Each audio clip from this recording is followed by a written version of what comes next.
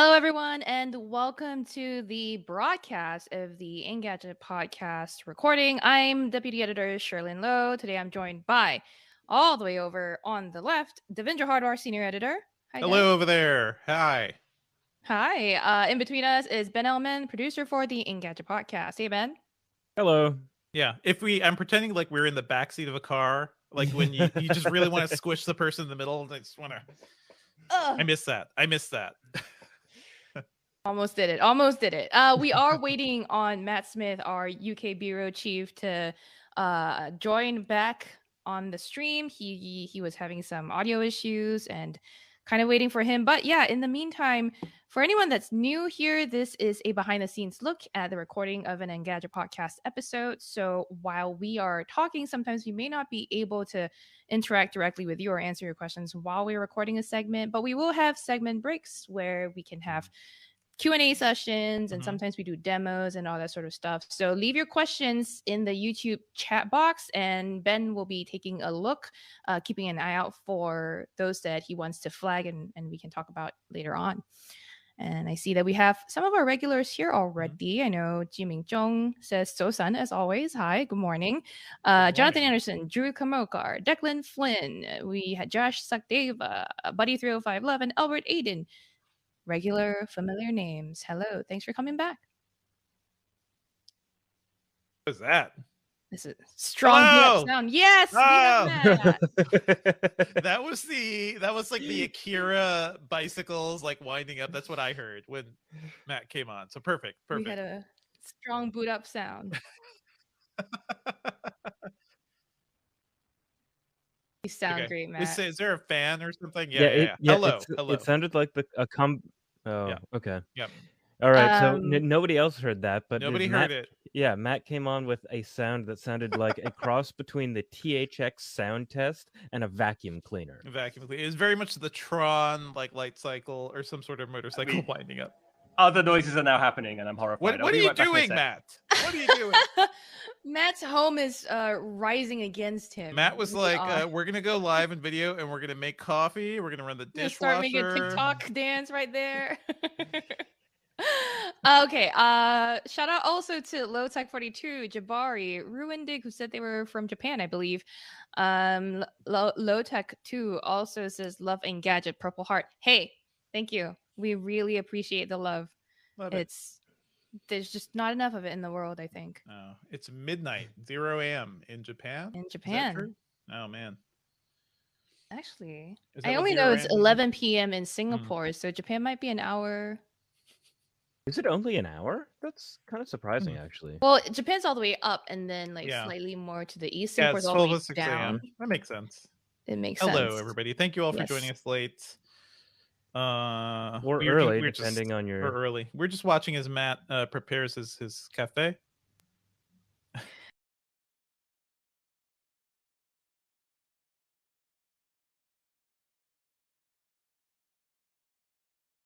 Do you have enough for the rest of us, Matt? Come on.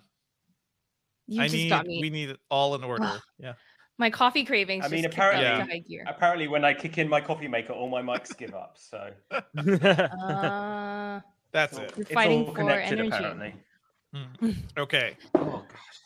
All right, I think we're ready to talk about MWC. So everyone, I see some of your questions. Like Drew Carmokar asked if we know when Google I/O is going to happen. We don't have official information yet. Usually it happens in May, June. May-ish, yeah. Yeah, so a little bit more to wait. And then, yes, we see what you said about the Apple event. I would say we talk about it a little bit here this week's episode as well. So I think we're ready to kick off. Matt, are you ready? Yeah, I'm just trying to find your podcast notes, and then I'll be right there. There it is. Got it. And start your recording. And start your recording. Yes. I am starting my recording. All right. Truly a behind-the-scenes look, y'all. Bear with.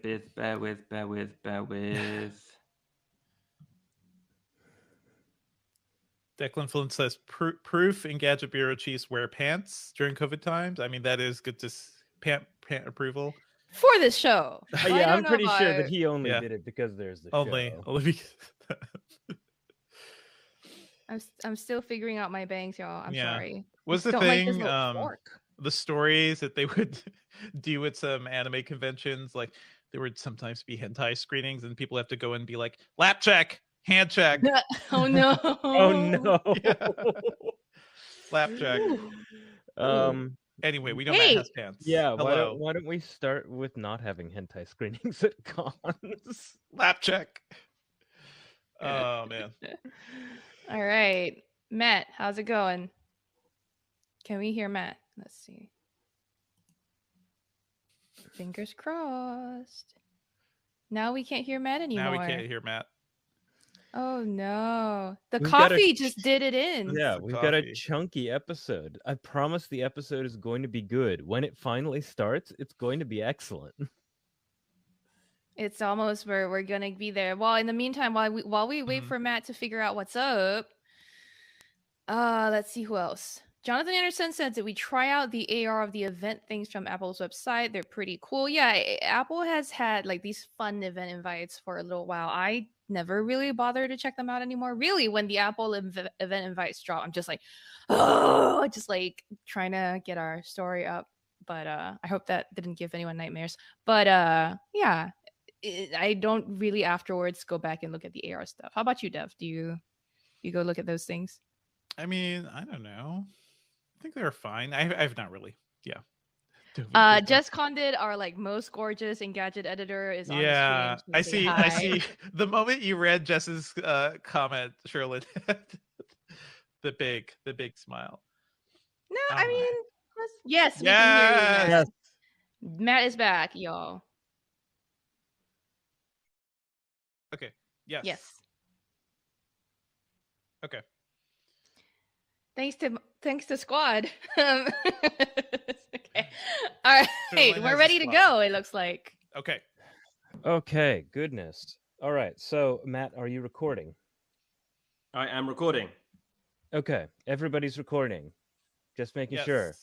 Okay, so now we're going Clap to along with us, sync up. Yeah, we're going to listeners. sync up the files. I'm going to count down from 3.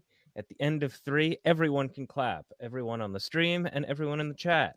Then we're going to do maybe 10 or 15 seconds of silence because that helps me with like editing stuff. So 3, 2, 1. All right, let's try to do it on beat this time, Mr. Smith. Maybe it's a 3. delay. Maybe that's Yeah. a delay thing. 2. Oh, true. Okay. Yeah. But let's try it again. 3, Yeah. 2, 1. See, that's no diabolical rhythm of all of us. Silence.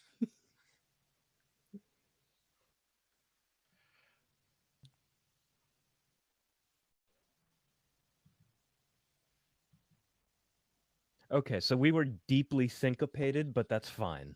I love all okay. the claps going on in the chat. That's amazing. Clap. It's just it's just to help Ben figure out where to start the podcast edits. Yeah. All it's right. a good thing for me to be able to see actually, like visually in the waveform. So, okay. Yes. Thank you for the claps, everyone. Oh man, that was so much fun.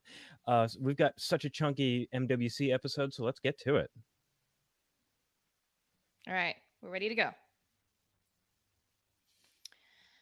Hello, everyone, and welcome back to the Engadget podcast. I'm Deputy Editor Sherlyn Lowe. I'm Senior Editor Devendra Hardawar.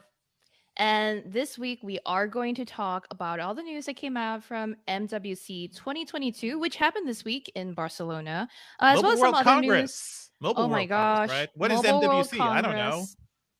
I mean, yes, I that was my mistake. I assumed that people here know what MWC stands for, but yes, Mobile World Congress. Did they conquer some mobiles? I don't know. Anyway, I don't know. we will go over some of the news. Suffice to say, it was not so mobile this year. Not so mobile, my friends. But there's also some other news that we're going to dive into. I'm sure plenty of people have seen that Apple launched some invites for an upcoming Apple event. So we'll talk a little bit about that. As always, if you're enjoying the show, please subscribe on your podcast catcher of choice. Leave us a review on iTunes. Send us your email thoughts to podcast@engadget.com. And We also do a live stream of the recording of this podcast on Thursday mornings at about 10 a.m. Eastern on the Engadget YouTube channel.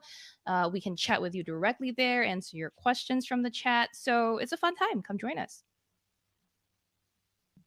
All right. That was the intro. Did I miss anything from the like, subscribe thing? Oh, good. Okay.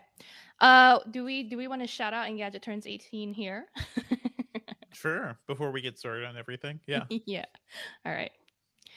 Before we move on, though, a quick celebratory note. Engadget is turning 18 this week. Hooray! Woo! As of today. It's kind of actually. legal. As of today? Oh my goodness. In Singapore, that means Engadget can already drink, but I guess not in America. Not in America. It means you're an adult. You can go to war. You cannot have alcohol. It's very weird. But also, can you get married? I mean, sure, yeah. At 16 with parental approval, yeah. You can do a lot of things, but apparently can't drink in America. Engadget has grown up. That's something. It's a monumental day. Yes. So we just, quickly thank you all for just being here with us for this and being here with us for so long. But moving on now to MWC, Mobile World Congress 2022. And joining us to break some of this down is UK Bureau Chief Matt Smith. Hey, Matt, how are you doing? Hi, I'm doing good. How are you both doing? Happy birthday. To us all. Oh my goodness. No, so MWC this year, I don't know how you two felt about it, but I felt a little bit strange covering it. What with, a war going on, somewhere on Monday, I think this week, the organizers of MWC announced that they would be banning Russian companies from joining or participating in the show. Matt, do you feel like this was like a monumental thing, or was something that MWC just kind of had to do? Yeah, I feel like it seemed a bit more like a thing it had to do for image and standing. And also remember, this is a smaller MWC than previous years. They're still battling pandemics and attendance, and a lot of larger companies have A, figured out they can do this on their own, a lot of them, and B, it's kind of it's a self-fulfilling prophecy. When not enough companies attend and not enough media or analysts attend, therefore not enough companies attend. So it's on that spiral at the moment. So I think anything they can do like this to kind of follow the tack of the wider Western world and kind of agree that maybe they should sanction Russian companies in this way, it makes sense, I think, just on that kind of lightweight grounds. I mean, it's not, I wonder where they draw the line with these. Like, we've seen a lot of things, and we might get into it later, but there's negotiations on like Russia's kind of approach to space, and there's been negotiations with a UK company that's part owned by Russia.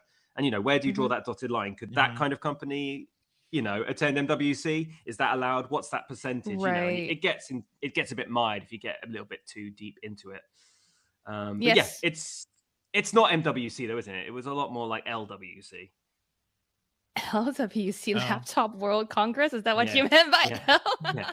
God, sorry, just you take two a pause see here. me more of these coffees, I think. Quick pause. I see a note saying Jonathan Anderson says Matt is muted. Can other people hear Matt? Julio, can you hear Matt on the stream? We can hear Matt. Yeah. I can hear Matt, just FYI. Okay. We're going to What thank is you for... wrong? We've never What is had wrong? This. You're What's okay. the same mic? It's the same laptop. No, it's Jonathan. It's Jonathan. Don't stop the show, Jonathan. Jonathan! Jonathan! This is one way to derail the recording. We stopped the show for a single person. It's okay. It's okay. But Matt, can you take We're good this time. take it back from LWC, I guess? Yep. Yeah, you two were so slow to respond to that. I think maybe I have to go there. So yeah, it's took less me a like moment. MWC, Do it. less like Mobile World Congress, and more like Laptop World Congress this year. I mean, yes, No? that does seem like the case. We did see a lot I feel more like laptops. for bad jokes we have to leave room for silence. It's you not know, even just, a joke. Just to hear the pregnant pause. It's a tech podcast comment that's relevant to the facts. That's all it was.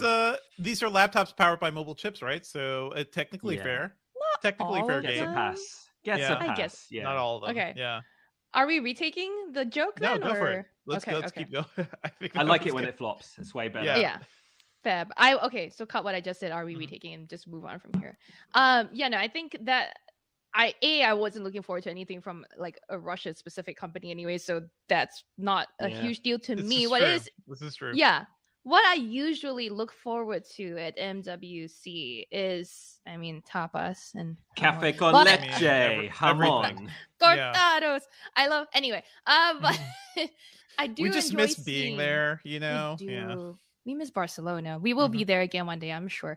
But no, the companies that I look forward to among the big names are like Samsung, Sony, Huawei. I mean, usually this is the one show that Huawei gets to like have a big splashy thing and have people pay attention because it's not a US centric show, which is nice for them.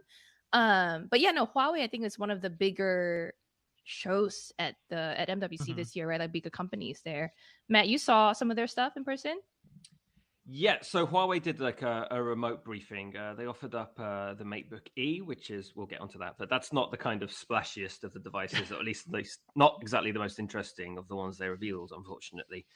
So yeah, Mhm. Huawei's MWC had no phones. So they kind of announced the devices that were coming to China, and without the Mhm. Google and the whole, no Google stuff on Android Yes. on Huawei devices, they're kind of stuck at the moment.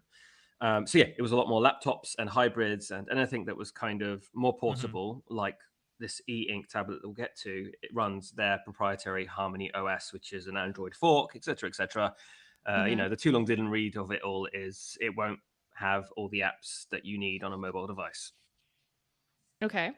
I mean, I read your article about this, and at first I was like the headline had me thinking this is like a dual screen device where one screen's Right, an e-ink right. and one screen's like a regular Right, Android yeah. tablet.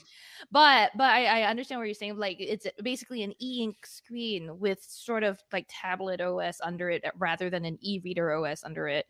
And some of the stuff that Huawei has done here looks to be like adding software that allows you to split screen so you can take notes while you're reading an Yeah, like article. voice notes, and it can annotate Yeah. those voice notes. Like a surprisingly sensitive stylus interface. I mean, it's not, it's not. I wrote this in the article. It's not exactly Galaxy Note, Galaxy S22 Ultra levels of responsivity, but 26 ms on an e-ink display is very impressive. And Mhm. Huawei, their technical skill is really impressive. It's just, the politics and the drama Yeah. of it all just kind of Did tripped you them ever up from use achieving. Matt, have you ever used the Remarkable tablet like that? The That's the writing one I was tablet? trying to. Yes. I was trying Yes, to find that's the the one. backlink for, and I just couldn't find it anywhere. I Mhm. think Velasco might have deleted the story or something. I don't know. No, On his the way story out. is there. But Uh-huh. I have for the longest time just been like eyeing the Remarkable 2, Yeah. and which is, it's a handwriting e-ink display tablet, Yeah, but it's also like $400 and it requires a monthly fee to keep like the cloud service going. And I'm like, I'm not going to do that. But I think Ugh. this field is really yeah, interesting because I miss handwriting, me too. Mhm. There's also this mention of like a texturized display, a PMMA, I believe, display, Mm. Matt. Did this feel like Yeah. any different during your Well, time with it? unfortunately, the only one I got offered to touch and I didn't even touch was the Matebook E. So I haven't seen this in person or Oh. managed to like lovingly stroke the papery surface. But yeah, I'm sure it's quite similar to those other paper. I know the TCL tablet had one, the colored e-ink Mhm. one had a kind of Yeah. more papery surface, and there've been a few Yeah. phones that have come with it here and there. But yeah, like the specs and like the tricks are all quite impressive. And yeah, this fits this weird, like the Remarkable, it fits this weird space where it's like study tool, but also e-reader, but it's also way bigger than any Kindle you've ever seen. Mhm. And yeah, could you imagine having one of these like in uni or like when studying for exams and stuff? This seems like it I'm would be so just jealous totally of kids. perfect. I'm I so jealous of know. all like college kids and high school kids now Period. because it's like I built a desktop before my freshman year of college and I lugged it there and I Yeah. lugged a 20-inch Yeah. CRT there, and now you guys have everything now. It's at the touch of your finger. Yeah, I was like horrified until I realized you probably went to college a little bit earlier than I did. a So little bit. just a tad. So I was Just a like, tad. okay. I had laptops 2001. that were Like 2001 before laptops got really cool. I think like the Yeah. MacBook Pro, the titanium MacBook Pro had just come out. So like that was the coolest laptop you could get, or a Sony Vaio. But anyway, very this nice. is cool. But I dig it. the MatePad paper is supposed to come out for around 499 euros, I believe, in Europe. I don't remember exactly when, but it's not cheap. It's not like a dirt cheap thing.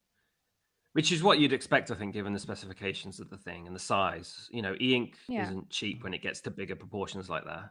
But yeah, Yeah. that was the most interesting Huawei device for me. Mhm. Alongside that came more laptops and more traditional laptops and PCs. So they've updated their Matebook X Pro. This is their, their slim MacBook equivalent, Basically, MacBook Air equivalent MacBook device. copy. Yeah, and yeah. well, completely true. Although having said that, it often comes with a lot more ports, which isn't hard to Yes. do. More ports, thinner bezels. I do like the bezels on this guy. Oh yeah, so pretty. That's the thing. So yeah, like despite having the same chassis as like the last couple of years models, it's got a bigger screen. It has a more sensible camera at the top of the bezel, as far as I can remember, which means it's not doing that peekaboo, creepy keyboard camera, which was cool until you used it and you realized you look like a monster. Yeah. I mean, Sherry, look, you've been a fan of these Matebook X Pros, haven't you? Exactly. I like the Matebook X series. They have Matebook E's, which are like detachable Windows tablet things, and Matebook, like the X series is the much more high end, much more Apple like laptop. And this was before I had a lot of experience with Apple laptops. So my first impression of the original Matebook X was just Brett. I was just like, oh, okay, what a nice design. I wonder what inspired this. Amazing. Why does it look so familiar and restrained. feels so good? So streamlined. but one more port. But I will say, I will say it's been a while since I've seen one in person, and there have been a lot of laptop makers since then that have adopted similar thin and light designs. So I don't think Huawei is super unique here, right? Oh boy. No. Oh boy. Oh, yes, God. I love this.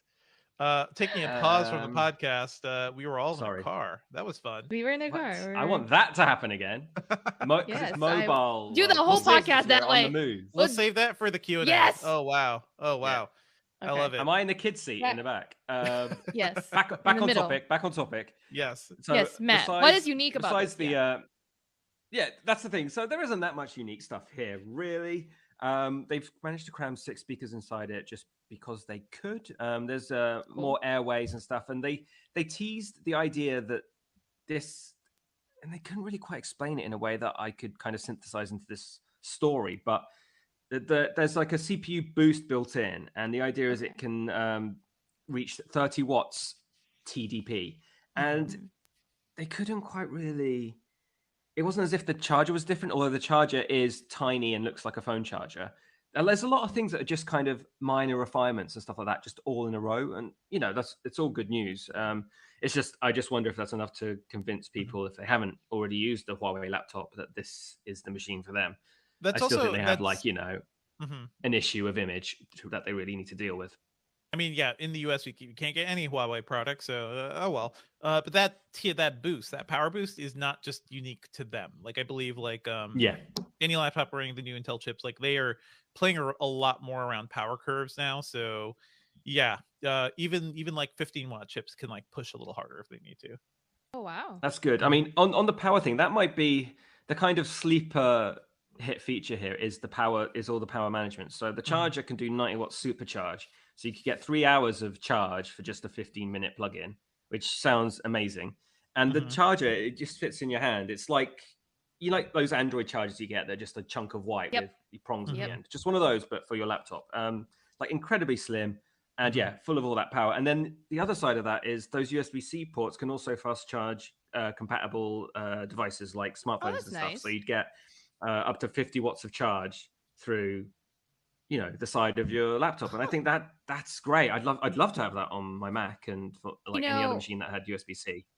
You know why that's especially nice is because all these phone companies aren't giving power bricks in their boxes anymore. So if you have a laptop that would do fast charging out of its ports, you could charge. I mean, no one really wants to devote a USB port on their laptop to charging their phones, but if you have to, there is a fast charge option there. That's nice. That's the thing. All right. Yeah. I wish we could get some of these. Like, I want a hybrid e-ink tablet, but we've got so many other devices, guys. Like, what? What we have. Else? Let me quickly. So I will say it's not out of the question for us to kind of check out the MatePad paper. I think it's an interesting enough product that we might want to see it. We might not tell you to buy it, but we might want to play with it ourselves.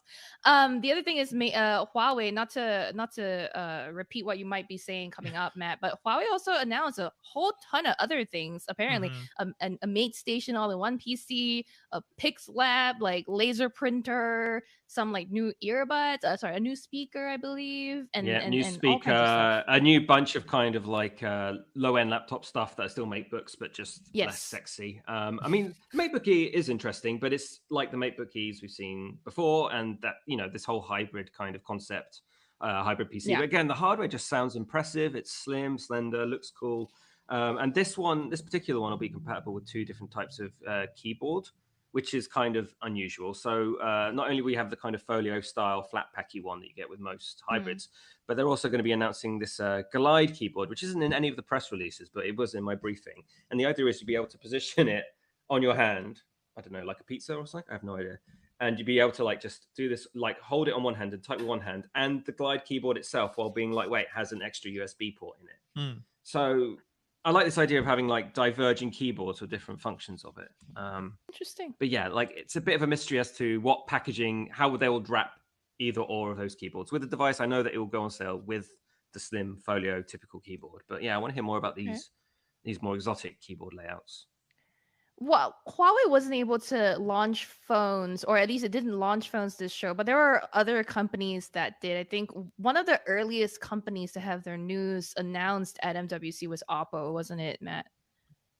I remember you were... So Oppo was the one I actually, the one I actually got to see. So yeah, Oppo kind of revealed their device a little bit before the show even kicked off, a few days before, in fact, and they revealed the Find X5 family.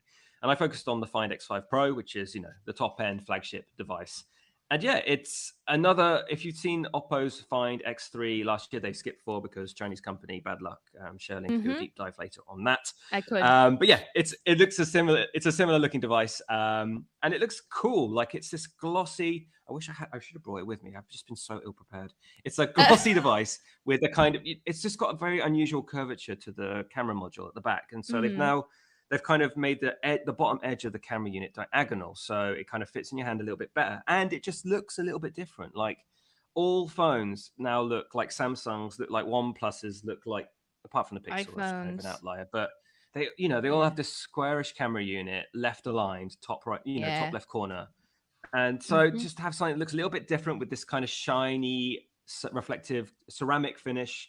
It's a very good looking phone, which is nice. And then specifications are kind of much of a muchness for a flagship. You've got the Snapdragon 8 Gen 1, you've got a WQHD plus screen, but that can go to 1300 nits of brightness, which is kind of bonkers. I could use that as a light for too much videos. Too much for a phone. Could give me a 10 all the time, could give me or a 10. in like specific like only in outdoor. I'm sure when you go.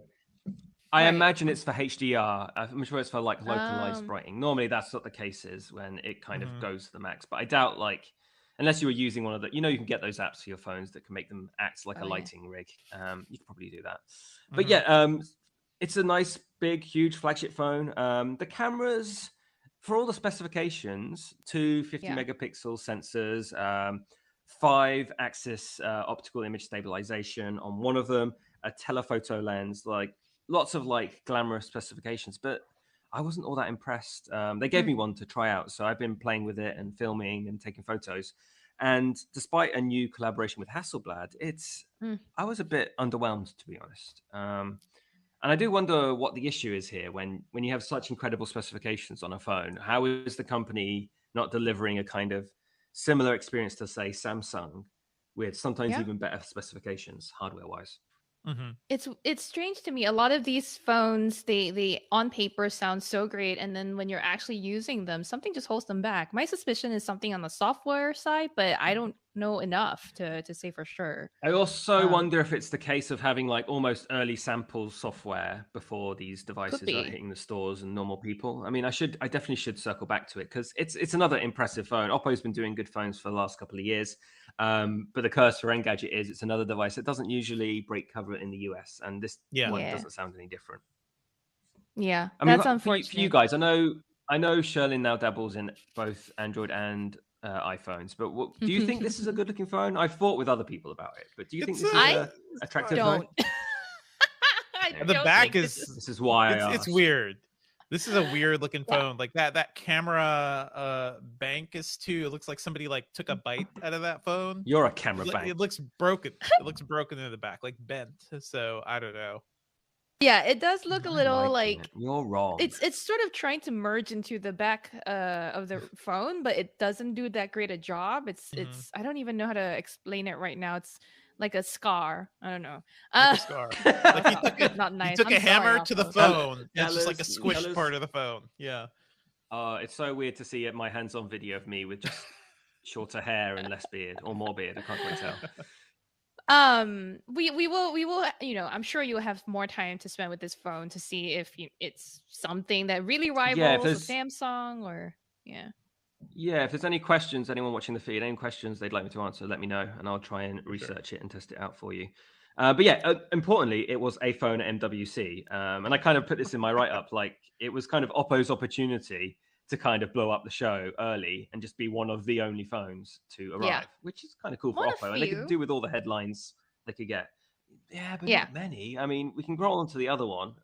Yes. So we've already talked about Huawei, and once upon a time, Huawei had a subsidiary called Honor, which also made smartphones, often a little bit lower priced and a little bit lower spec, but still quite close to Huawei's own flagships. Now, Honor has kind of been spun out as a company in its own right, and so Honor is now able to kind of dabble with Google and Android and have all the goodies we'd really like to see in a Huawei phone, but won't see. So it's kind of a convenient middle ground for people interested in Huawei phones, because Honor often has the same technology, just with all the Google goodness you want. It does. So the reason Matt, I'm like super up to speed on all of this stuff. Not that I've been paying too much attention otherwise. Is that I have a wrap up video coming, and I had to do a bunch of research as to like what was announced. So I'm up to speed. The Magic 4 and 4 Pro are positioned like Dan Cooper, who's played with them, wrote in his article. They're positioned as Galaxy S22 rivals. The specs are fairly high end. I'm not sure about that. We're not sure either. Honor's history is more of like a more affordable, budget-friendly range. A51, Galaxy A51 level. Maybe. But I will say, when you mentioned Matt, that you like the departure from camera modules on the back being like rectangles or squares to the top left of the rear, right? This one has definitely like a different look, right? The Magic 4 series. Doesn't that camera unit look a bit like, you know, Doctor Strange's Eye of Agamotto or something? It's a bit, it reminds me of the Lumia phones, actually, like back in the day, like very like that Nokia kind of rounded back and everything. Hey, I mean, we have bad cameras right now. I think we are in a rough spot for camera aesthetics and the way it looks in phones. So this is, I'm not going to complain about this. Everything looks bad, you know? But the hardware itself too, right? Like there's a pair of 50 megapixel sensors here, I believe. That's cool.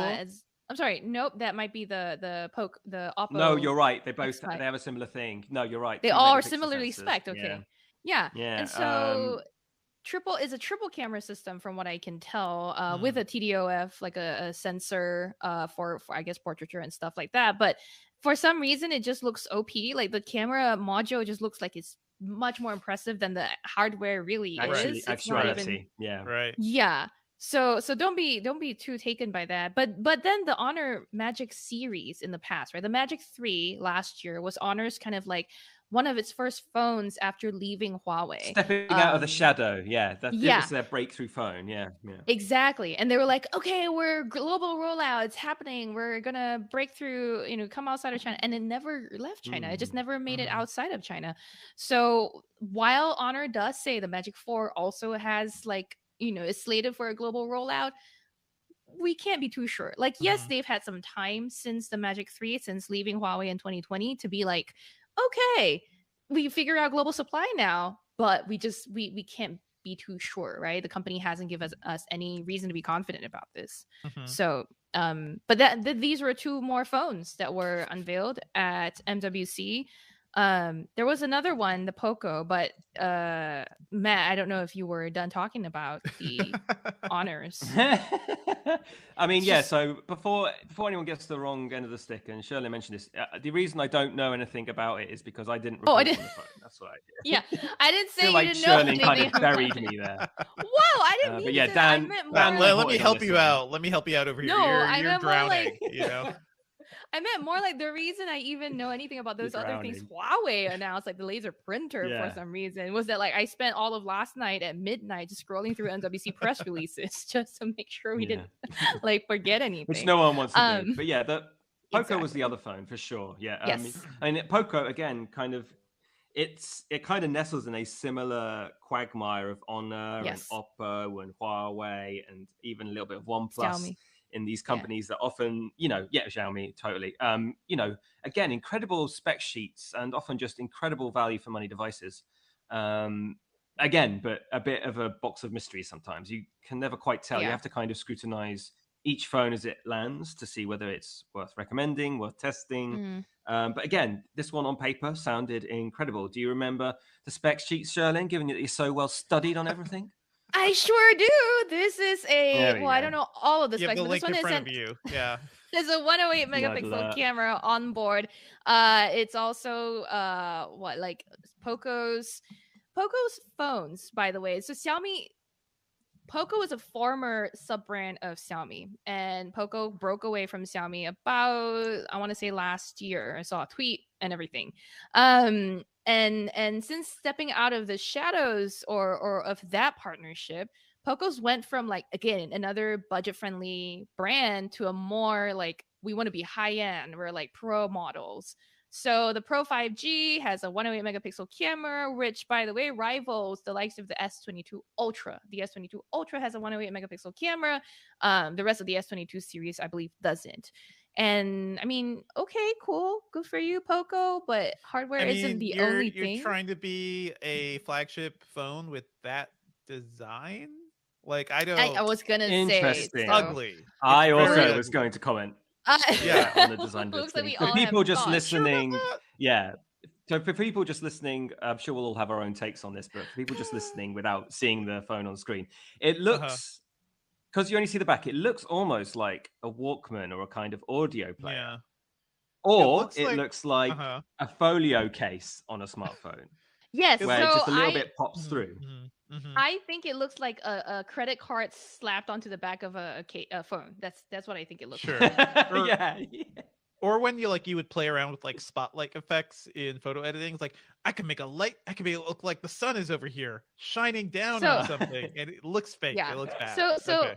we'll describe it for the audio listener here, okay? This is the back of the phone. This is a phone that's like the rounded rectangular silhouette, and it looks Mhm. mostly flat on all sides, except for on the back. The top, I want to say quarter to a third of it is like devoted to this, again, what looks to be credit card sized, if not credit card shaped And like rectangle. shiny like a credit card, yeah. That's shiny. And then the top half of this little credit card thing has the Poco logo on the top right. And next to that there's like a main camera thing. And then I mean, you below say it, there's next what to looks to it, be there's a whole load of space as left. well. The weird There's thing is two- it just stretches across the whole. I don't Yeah. understand phone, this. doesn't it?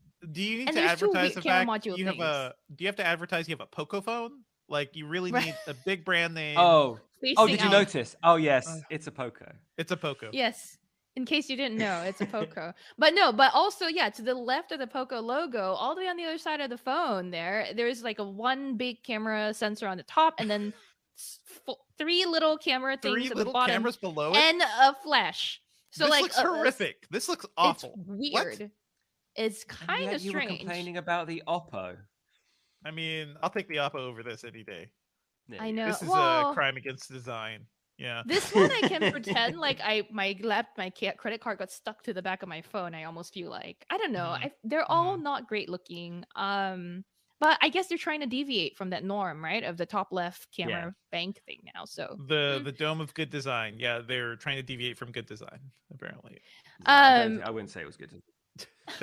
moving away from these cameras and this phone's awful design, the up front we've got a 6.67 inch full HD plus display with a 120 hertz refresh rate, and I guess like Snapdragon 695 5G chip, which isn't the most high end, obviously, but it's also surprisingly down the like line of Snapdragon options you could have gone with. Guys, yeah. you're not convincing me that this Mobile World Congress was any good with these phones. What? No, we said from the outset it wasn't really a phone show. But on that point, like the rumors suggest, although Poco hasn't like announced the price, like Dan discovered like it was somehow cached on Amazon France, and they were listing it for around $400. So you're gonna get that kind of Snapdragon for $400. You're not gonna be getting Snapdragon 8, are you?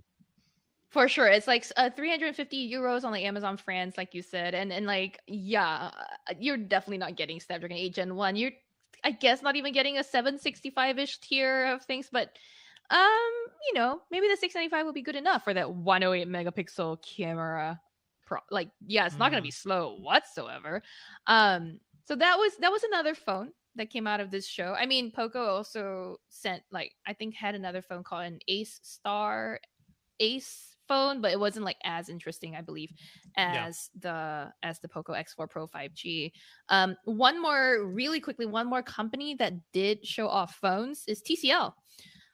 We remember TCL as being former owners of the BlackBerry brand for a bit, and MWC used to be where we would see new BlackBerry phones, BlackBerry Android phones. Is that TCL's claim to fame now? I don't know. I think they're one of the biggest TV companies in the world right now. Like, they make a lot of TVs. They're super popular. Unfortunately, Devindra, we're talking about phones. Exactly. This is not the TVWC. This is not the exciting show where we can talk about things. The TVWC. Love it. What a great joke, Sherlyn. Wow. I know. I didn't just steal your joke. The TCL, yes, TCL is better known for its TVs, but it also, I mean, at MWC was more interesting because it did, you know, own the BlackBerry brand for a while, and the BlackBerry Key 1 and Key 2 all came out, and that was one of the phones everybody was dying to see. And I know people who still stubbornly hold on to their BlackBerry Key 2s because they love it. Anyhow, TCL did have new phones to show off at MWC this year. It already unveiled the TCL 30 series at CES with 2 phones back then, and at MWC it added 5 new phones to the lineup. I'm not gonna get into all of them because they're just save us, Shirley. Whatever. No. Why do I need 7 phones in one family of phones? I don't. Yeah. What are you trying to be? They are trying to be Samsung. They're trying to be Samsung. I mean, but more interestingly, TCL is one of those companies that tends to like roll up with. They know they need to get your attention somehow, so they come up with these really interesting concept devices. And MWC 2022 was no different for them. They had a new concept called Ultraflex. And this is a product that will fold both inwards and outwards. It's got a 360-degree hinge, and the screen is supposed to withstand being folded inwards on itself and outwards to face the world. This is an awful idea, and also we're looking at photos of the hinge. Disgusting. Like, what you just have like. It does not look good. It does not look seamless. Like, if you want to break a device, like, flipping it both ways, twisting in and twisting out is a perfect way to that's how you break things. That's how you break credit cards. Or paper. Yeah. That's like most things. But I mean, look, we know how like difficult it's going to be, right? But TCL was like, no, we got a working prototype. Yeah, it didn't work at our hands-on. Like, no, it didn't. At our hands-on, the hands-on event, TCL showed us the prototype, and they were like, "I promise you, the screen was on earlier today." I was like, "Well, it's not on now." It's not on now. They know. It folds. They sure folded it. Yeah. I will tell you that, like, I did, pick this up, fold it in and out, and was like, I was so scared for this thing. I honestly.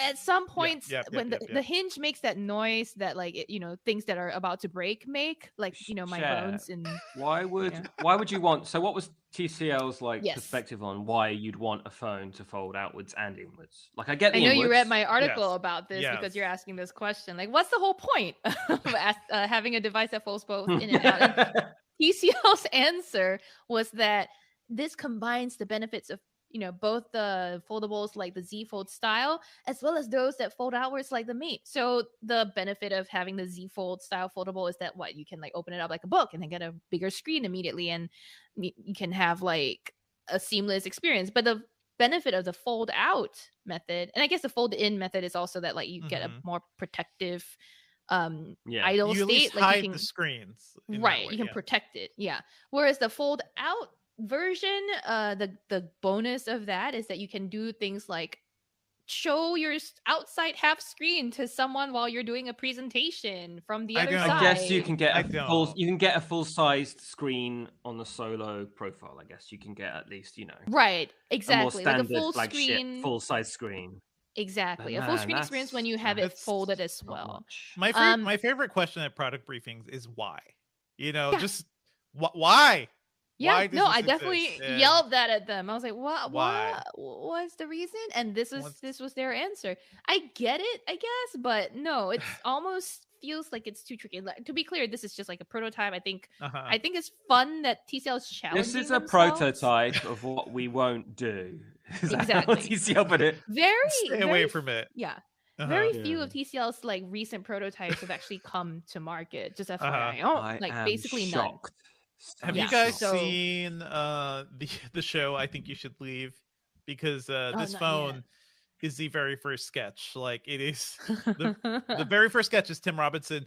You ever had that awkward experience, guys, where you're trying to open the door and oh no, it's not a pull door, it's a push door, right? Okay, awkward. The first sequence is no, I'm not being awkward. This door will also pull. I will tear this door off the hinges. So it pulls, and I will avoid this awkward experience. They basically made I will will it to happen. Yeah. I will will it. And go watch that sketch right now. It sounds like TCL just made that sketch into a phone. I swear. Yes. I swear it pulls out. Maybe. I swear it folds out too. Yeah. And it. They swore the screen worked. We also saw the fold and roll concept that the company announced last April. This is a different prototype. It both folds and unfurls like a scroll. So there's a motor, and at the press of a button on the phone, you can have like the thing will go and then like the screen comes out. Okay, it doesn't make those exact noises, but that's kind of how it feels to me. The idea is that you have a foldable, but then when you want the extra screen space for a movie or books, you press that button and wait. It should have the sound effect of like one of those torture machines. You know, ones that just like pull your limbs. Like I want the phone to like Matt's startup sound when he joined this call this morning. Yeah, maybe. Yeah, that's about it. Not to repeat a point I've been making several times, but yeah, you know what I thought? I was like, I swear I've seen this before, and yeah, because Oppo's X concept phone was a rollable phone that does exactly what Sherlyn just described, and that was announced last year, almost 2 years ago. Well, a year and a half, November 2020. So yeah, it's a lot of the same ideas doing the rounds at the moment. Yeah, they're all playing with the idea, but I guess, you know, that's the fun thing about shows is companies want to catch your eye, so they do these things. But you know, the rest of TCL's lineup, in addition to those 5 phones, includes 2 tablets, one of which is the Next Paper Max 10. This is TCL's e-paper kind of this tablet. And basically the Max 10 is a larger version of last year's 8.8-inch model. It's not like Huawei's. It's like full color. I don't believe it takes stylus input, but it can do like videos of up to like 30 FPS. So that was pretty interesting. I was finally able to see this in person myself. It just looks like a muted LCD. I haven't tested it like in low light yet, or like in different lighting conditions to see if it looks any better than an LCD. But here we go. I mean, yeah, exactly. So it's supposed to be reflective. So I don't know. We'll see. I'm more intrigued by the Huawei one. But there were also, like we said, this was an LWC, a laptop show. You know who rolls to MWC with laptops apparently now? Samsung showed up with new Galaxy Book laptops at MWC this year. And again, I saw these in person at Samsung's hands-on event in New York. And I don't know about you. I think, Dev, you should give the Galaxy Book laptops like at least a look, because these are gorgeous machines. They're nice. I remember, I think it was like 2010, like when Samsung was trying really hard to like copy the MacBook Air style, and they had like some of those back then. It was like, okay, if I wanted like a really sleek PC, that would be one of them.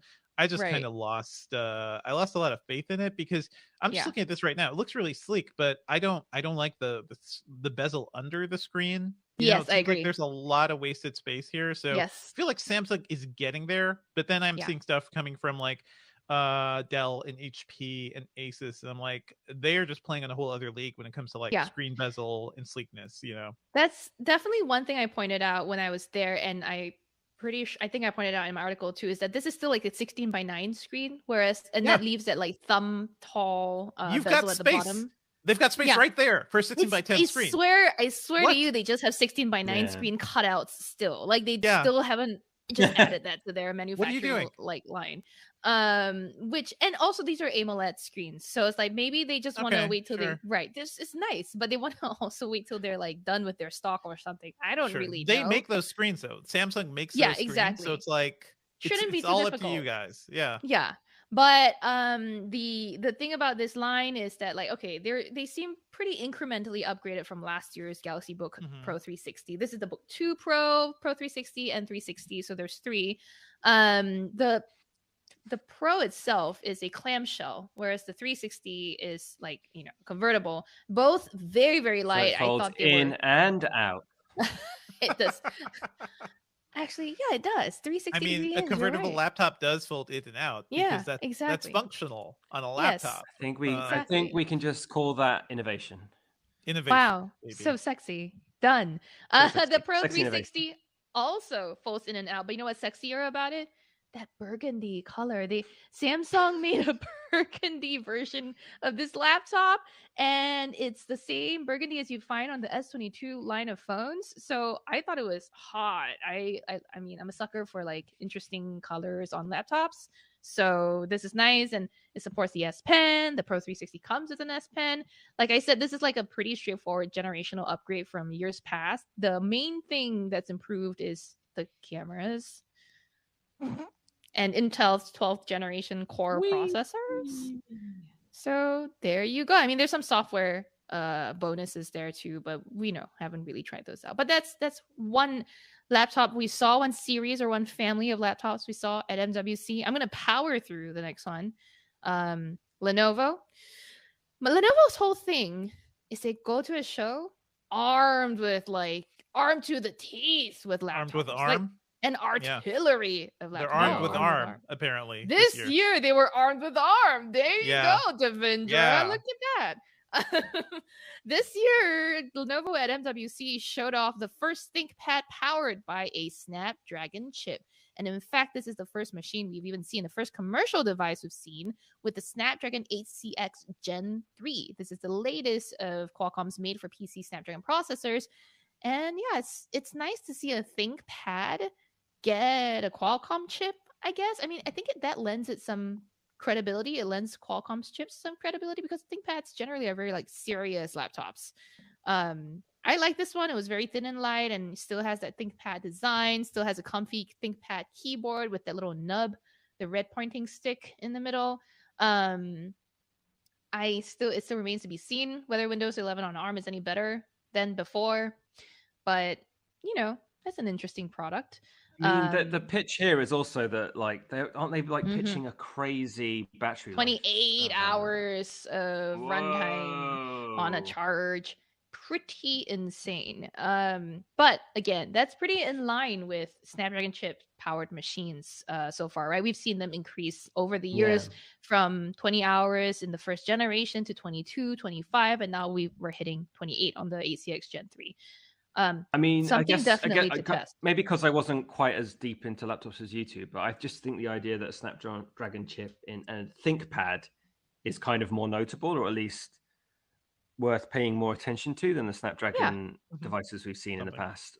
Just giving you guys a heads up. I got to run to the bathroom, but I'll be right back. You guys keep going. Okay. Keep us updated. Well, love to hear that. But Matt, no, Matt, you're right. The previous Snapdragon PCs have either been like HP has like made them only detachable laptop type things, right? Or we've got Asus's NovaGo, and then they never did anything else with it. We had I don't know if we had a lot of like enterprise level machines, but But yeah, Snapdragon chips for PCs have been reserved for thin and light and very much tablet first form factors, I believe. Yeah, totally. Right, like the Surface X, the Surface, Oh man, yeah. right? Remember That's that the thing. was So many of these gorgeous. devices, but so many of these devices just like sunk without a trace. Like I've almost definitely written something about most of them, or put them in a Yeah. newsletter, or had to talk Yeah. about them. But man, they have just a short-term memory in and out because they've never quite Exactly. landed, have they? They've never quite stuck the landing. Do you think They this really one make a offers mark. anything different to help it land? I like you said, and like I also said, I guess we're just both saying the same thing, which is ThinkPad carries a certain level, degree of credibility with it.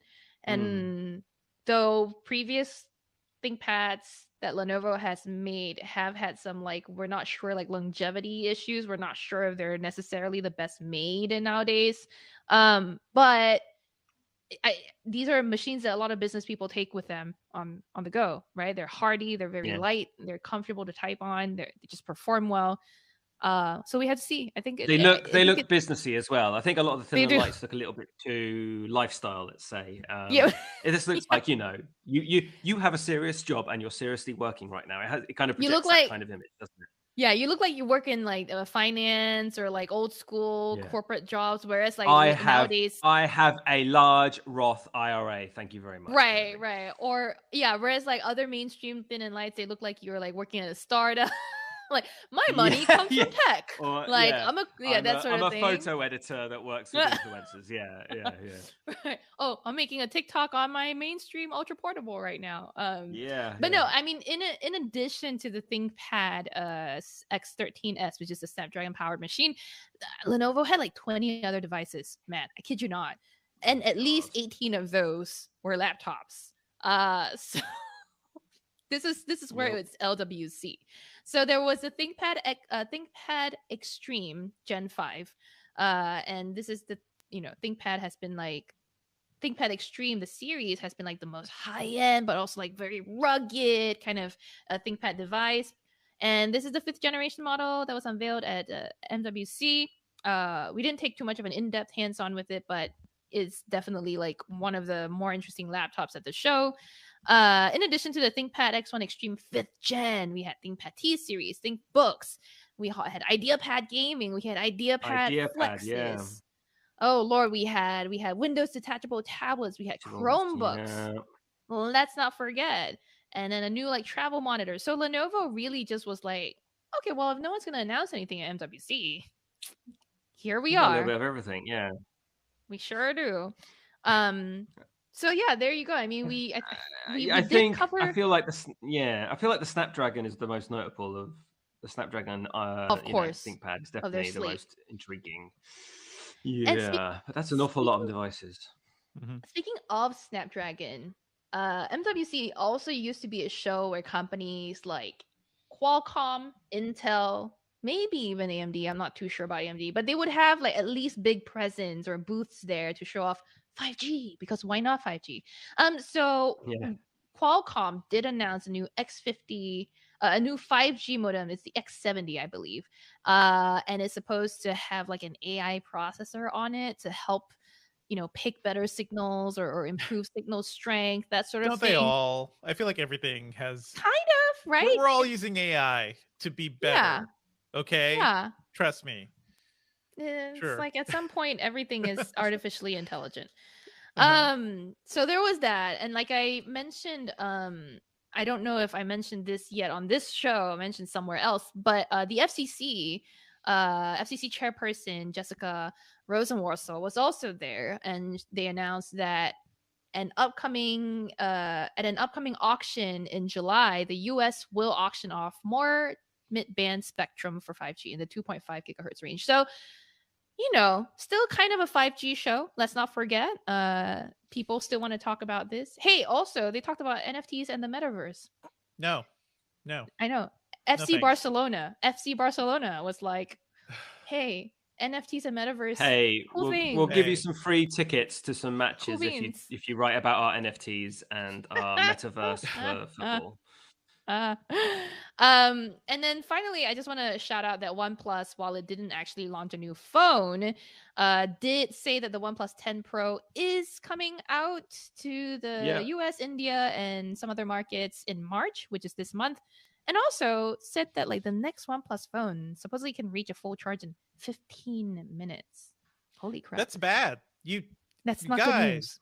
We're playing with the electricity, like very high wattages at this point. There's a reason why electric car chargers require liquid cooling to get those things charged. So it's like I wonder what these companies are doing, because we are certainly going to be facing some trade-offs in terms of safety with these things. So yeah, we'll this see. is like 150 watt super VOC charging that's from Oppo, and to in this case you didn't, little phone, to the little phone. It's I don't really know how I feel about it. I also know the Galaxy Note 7's exploded, so you know, we'll see.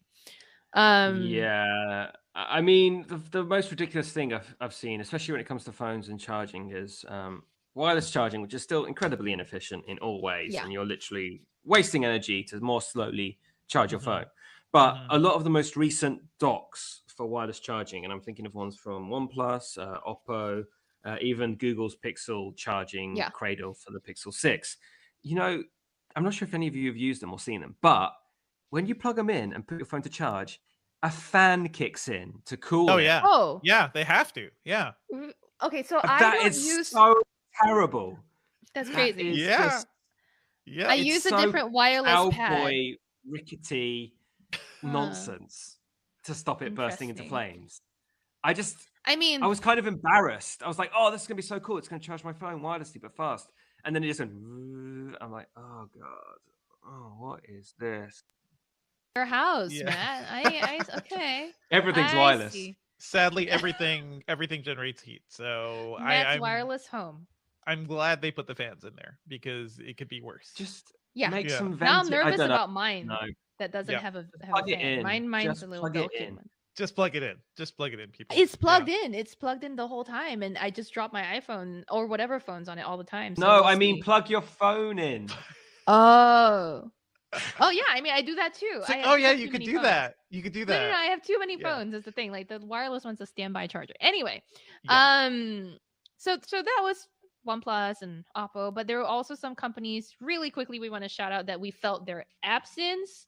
Sony, for example, said they weren't going to do anything for the show and actually didn't do anything for the show, which I was like, okay, you didn't surprise us.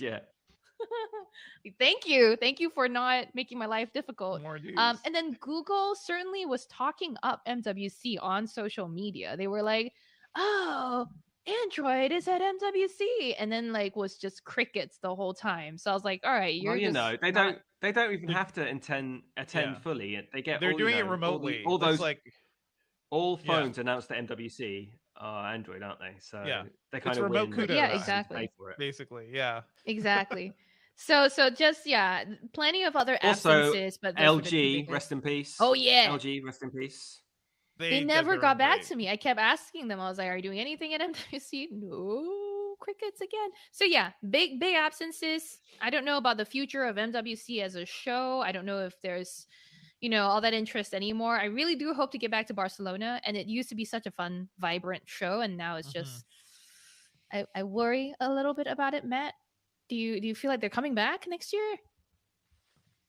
It's contingent on the companies. It's also contingent on the companies having interesting things to show. I also think that across media, like the coverage of a show that isn't attended by a lot of media is always going to be a little bit more dour and a little bit more, I don't know, stilted and kind of flat. Because I feel like a lot of the best stories I write at these shows are when I'm on the floor and I find something bizarre, or I get to test out a feature on a device that, I get to test because I can try it out for myself.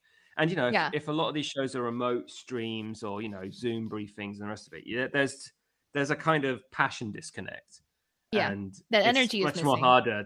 Yeah, and it's harder to think creatively about what is the meaning of MWC 2022, that kind of thing. Like, what did we really get from this? And like we're saying, we've kind of touched on a lot of the trends here, but they're not exactly thrilling trends, are they? Well, there was a lot of laptops and, there's mobile players these days, and there's these Chinese companies, but they're really hard to tell apart, and they're often a little bit underwhelming. And then Mhm, 5G. mhm, I don't know, mhm. isn't it a bit? It's a bit mild, isn't it? Yeah. It's very much the, I don't know, the Spanish show, right? Like you just want to have a siesta. Like you hear some news, I just want to take a nap. Just want to have a siesta. I just want to lay This is down. true.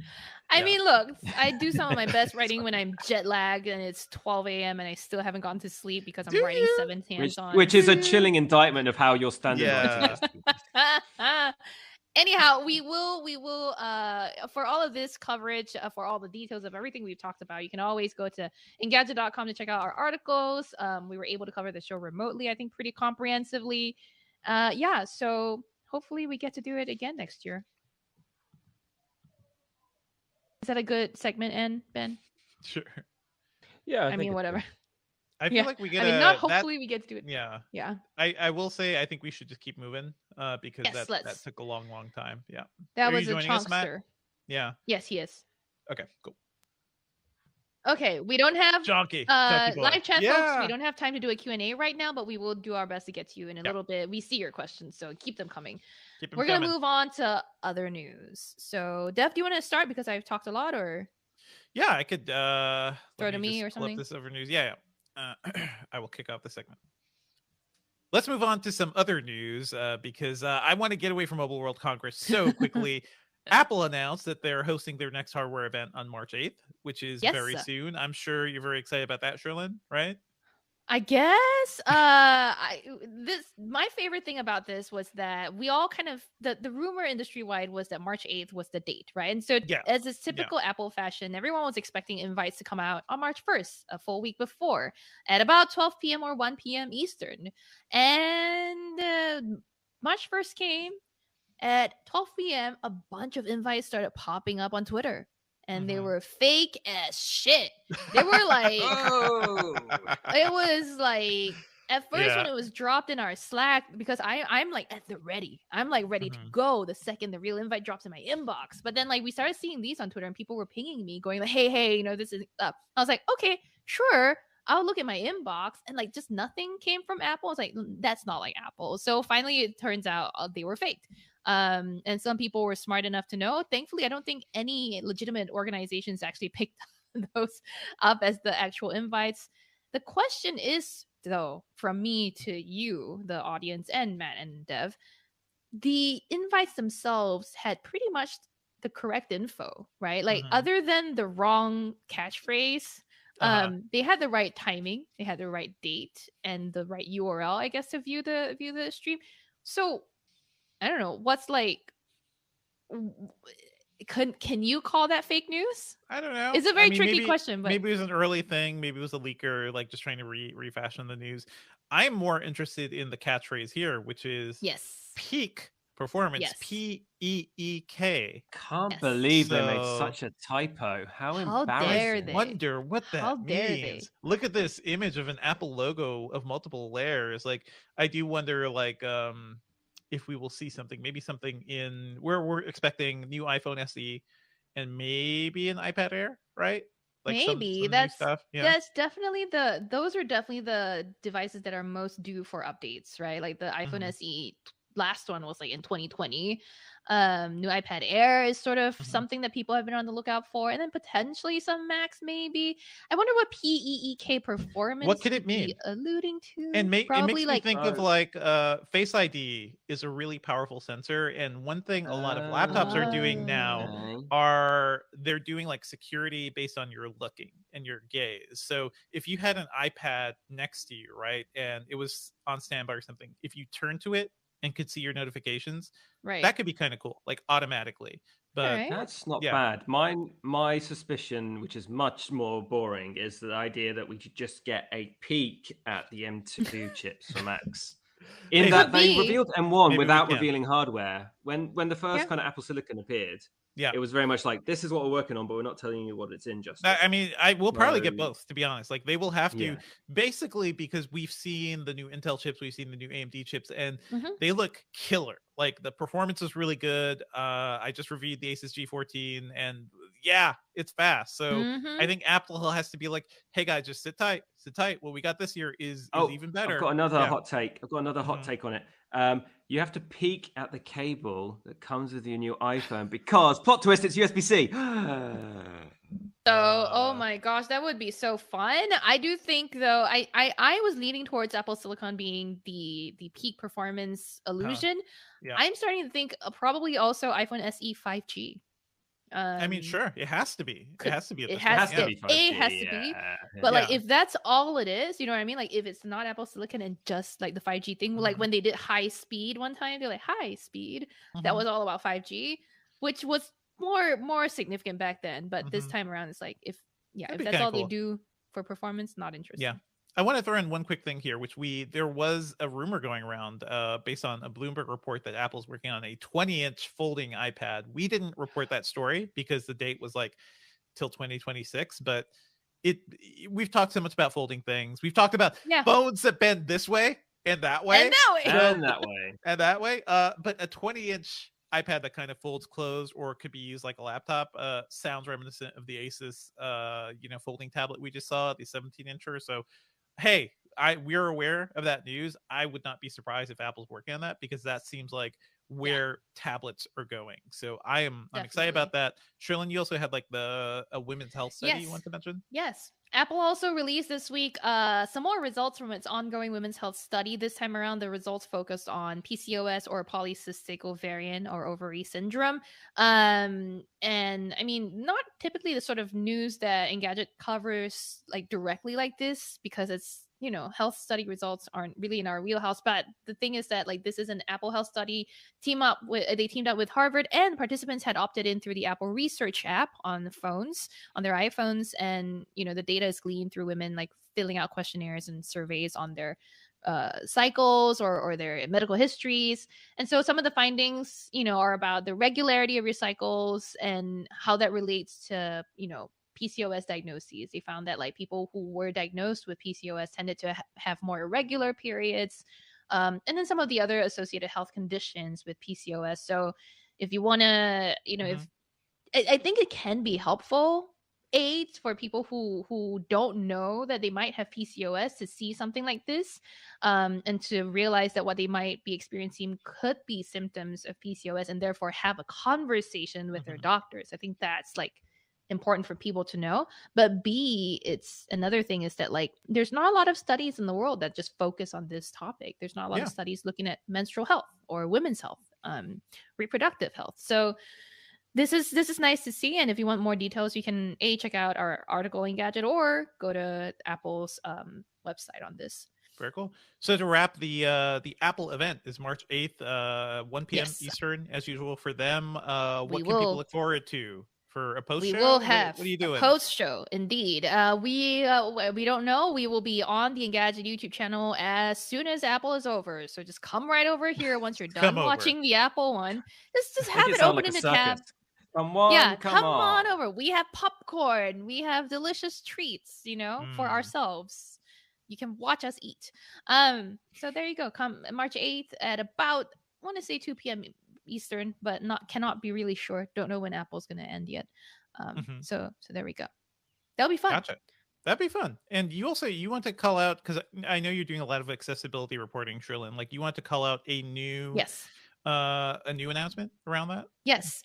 So really quickly too, I received a heads up from the American Council of the Blind this week before they published this letter that altogether about 181 disability organizations got together and signed a letter calling on the Department of Justice to finalize rulemaking for online accessibility. And it's a little confusing because it's like, why do you want people to finalize rulemaking in quotes, right? But actually what is going on is that since prior to the pandemic, since almost as early as 2010 or so, legislators have been just back and forth trying to make sure that websites on the internet are compliant with ADA guidelines. And this is under, I believe, there's an act, the Online Accessibility Act. Let me just double check the name. It's been like days since I wrote this. But anyway, the Online Accessibility Act was introduced initially in October 2020, led by U.S. Representative Ted Budd. And then it just didn't get anywhere. It was reintroduced again last year, but again, there's just like no movement, no traction, nothing's been done just to like move forward and pass this as law. And so the letter urges the DOJ to be like, hey, can you just make it a rule already? Because right now, only about 3% of the internet is mostly compliant with ADA guidelines. About 97% of websites that WebAIM, web accessibility in mind, they surveyed about 1 million pages, and about 97% of them had issues. They had failures against a checklist of accessibility guidelines. These issues are things like using low contrast text, missing form input labels, missing alt text, empty buttons. So basically, if you're a person with a disability, using the web can be a frustratingly inconsistent experience for you. And without these rules in place, it's very hard for people to like enforce a lot of these things. So I think it's important that we pay attention to this. Another thing is nice that yeah, exactly. Another thing that really quickly just happened was Forza Horizon 5 also announced they're getting ASL and BSL built-in interpreters built in for in-game content. Woohoo! That's pretty great. That's pretty great. And I do have to say, like, I think making these things into law could shift a lot of companies. Like, hey, even right now, I know we want to add more alt text to our images, like as a standard thing at Engadget, but our gallery tool, for some reason, this is going like deep. So bad. Our gallery tool for doing that has this weird bug where it's like it takes 30 seconds to like type in a sentence because there's a huge delay. So it's like, if these things were law, if we like paid more attention to it, like maybe then companies would have to invest in tools that would also make it easier to make things accessible. So that is kind of, or at least prioritize them, because the threat of being, of the legal consequences would be big enough to make them prioritize it. Yes, exactly. Sorry, this is just about the US mostly, Matt, but I know based in the UK, I mean, it trickles out. British Sign Language, don't worry, it's all good. Yeah, exactly. And everybody will benefit if US websites were forced to be better too. Exactly. So there is that. We went through a similar thing, exactly the same argument when it came to GDPR stuff. Yep, exactly. Just the fact that this thing as a law makes everything kind of shuffle in place because no one wants to be on the wrong side of it. Exactly. And then people in the US they had to react to it, but also prepared for the US doing something similar. So, that stuff is happening. Real quick, Trillian, you want to mention a new interaction language that Google's working on, which I think is cool. Really casually. Just like cool things, chill, like you can glance at your screen. What's up? Google wants to help or define a nonverbal interaction language for its devices, and it's more or less codified it's still calling it the quote new interaction language unquote. This is coming out of the Google ATAP, or Advanced Technology and Projects division, where they're experimenting with things. One of the things I love that group. Everything they work on so fun. Be really cool. Yeah. They one of the things they're responsible for is the Soli radar sensor, and so this language is actually based on like radar signals. It's using Soli to detect when a person is turning towards a device, glancing at a device, approaching a device, or just passing by it, and then uses those cues to like, provide new ways to interact with the device. So if you're just passing by something, it will stay out of your way. If you glance at something, it'll show a little like notification card if you want. And then if you're approaching, it can actually make content get bigger and bigger as you get closer, or actually bigger as you get further away. My bad. So that kind of relates to the peak performance thing we were talking about with Apple too. Like PC makers right now are doing a lot of cool things when it comes to like security and are you looking at your camera? Are you turned away? Like what content will appear on your screen? So we're going to see a lot more of that now because we have this tech, and like security is a bigger deal. And also it's helpful for accessibility too, right? So I'm glad Google's working on this. Yeah. I agree. Just moving on to some other news happening. You've probably heard everything happening around the tech industry and how they're responding to Russia too. This all really started off like we talked last week as we were recording. Russia's invasion of Ukraine began, and since then the U.S. has announced sanctions against Russia that'll limit the access to technology companies. So a lot of things you're seeing from Facebook and other people aren't just Facebook being very proactive here.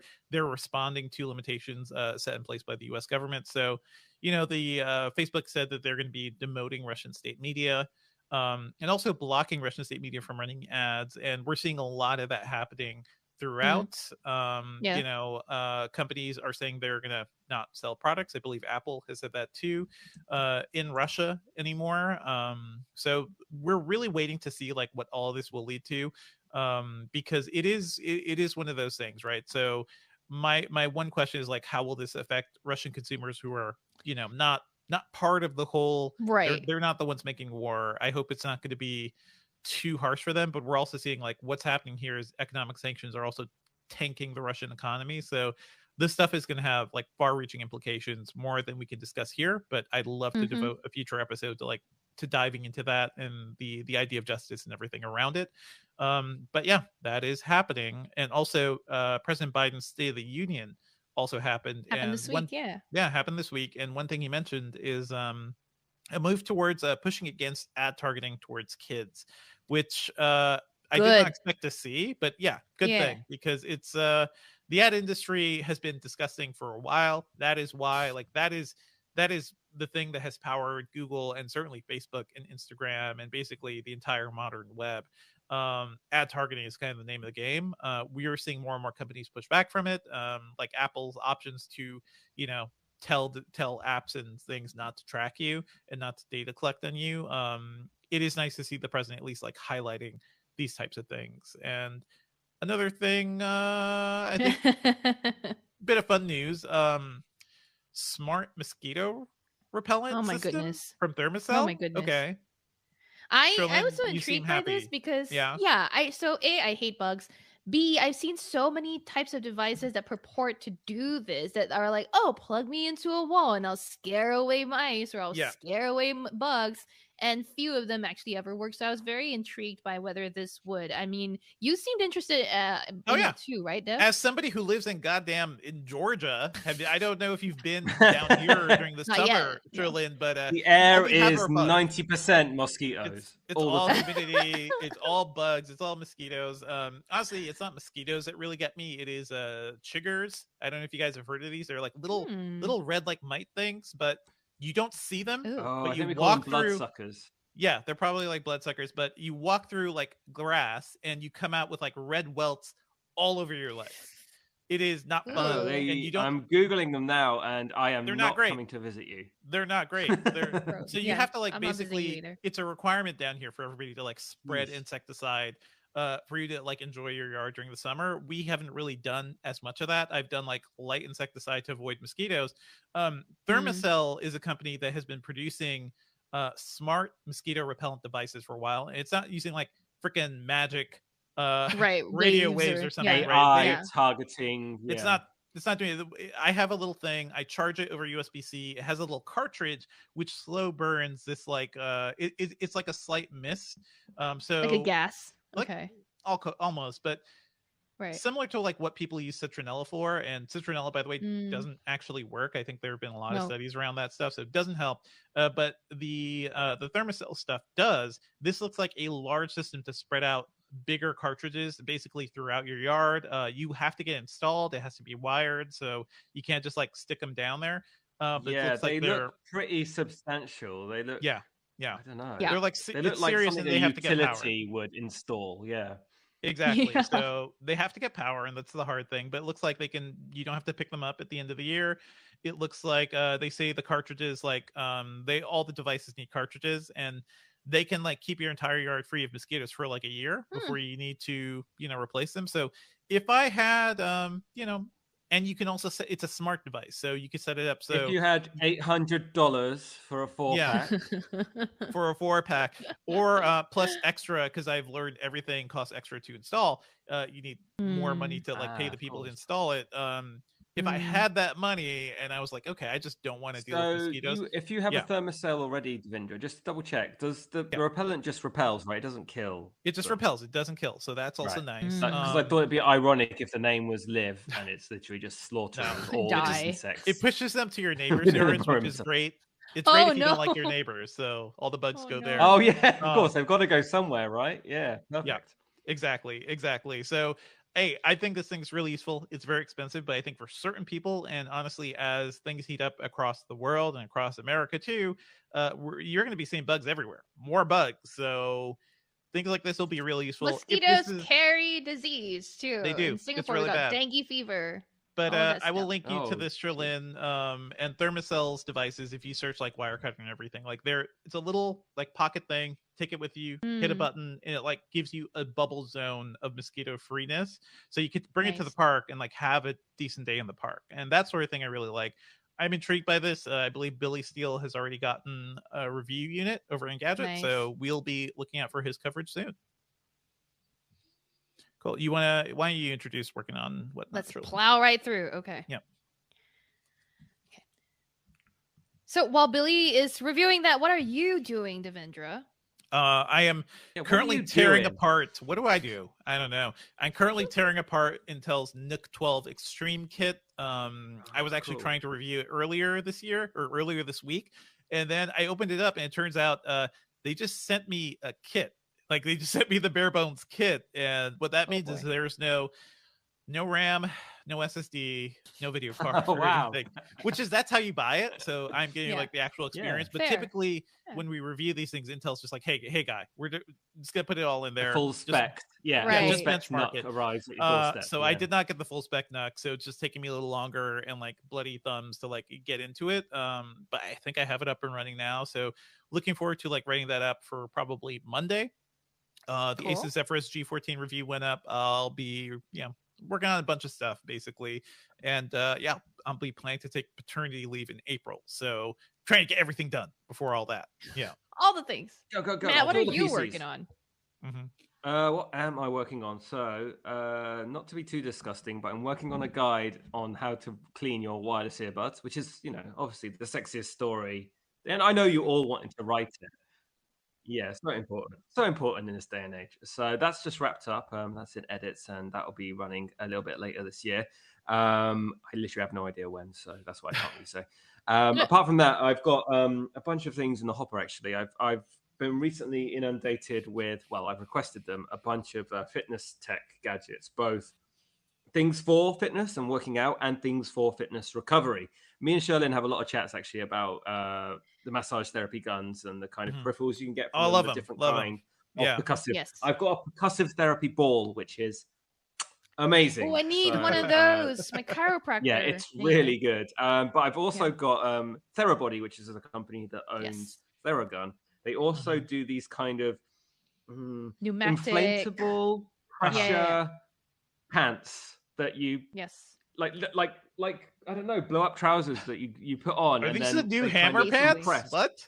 Yeah, kind of thing. And they like the blood pressure monitor thing that inflates around your arm, kind of like that. So it helps your like circulation when you're when you're running marathons.